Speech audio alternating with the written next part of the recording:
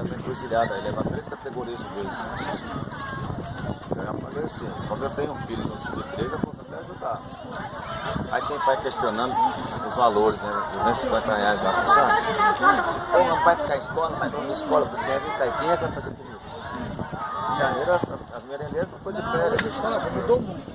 Eu sei, nossa, eu fui muitas vezes na de Gazetinha. Era muito fácil, agora Não, a hoje questão financeira tá difícil. não tá não, rapaz. O ônibus você não vai alugar ônibus. Você levar 3 categorias no ônibus, tem que limitar a quantidade de meninos que você vai levar. Por categoria, no mínimo 15 meninos em cada categoria. Tem mais a comissão técnica.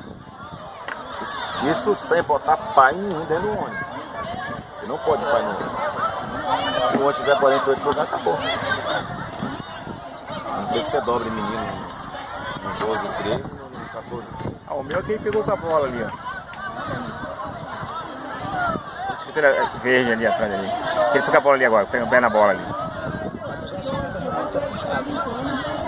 Eu não acredito. É o Você sabe ônibus. o que é? É o ônibus mais a alimentação lá. Então, Não, Gazetinha não paga alimentação. Não. Gazetinha não paga. Quem paga alimentação na Gazetinha é a prefeitura que se... Mas quem paga as merendeiras? É a prefeitura? É a prefeitura. Por quê? É Tem que por isso que pagar. a gente até agora não tem lugar para fazer, pra você ter ideia. A crise está tão grande que a prefeitura não está querendo. Até agora não tem. Porque Estava tentando em Itaguaçu, mas não conseguiu não. tem gás. Então, Tem. afinal esse ano eu não sei onde é por causa disso aí.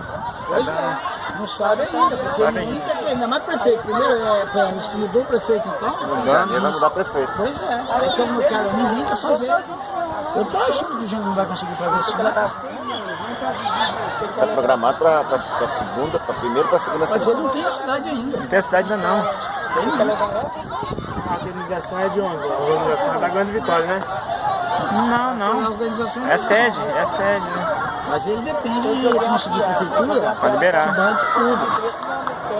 Rosa tá vindo pra cá. Aí eu saio pra Entendeu? Então, nos anos 50, ali, mas é que negócio. A Gazetinha, a válvula de escape, para muita escolinha, no final do ano, levantou um recurso, entendeu? Para pagar um 10 terceiro, para poder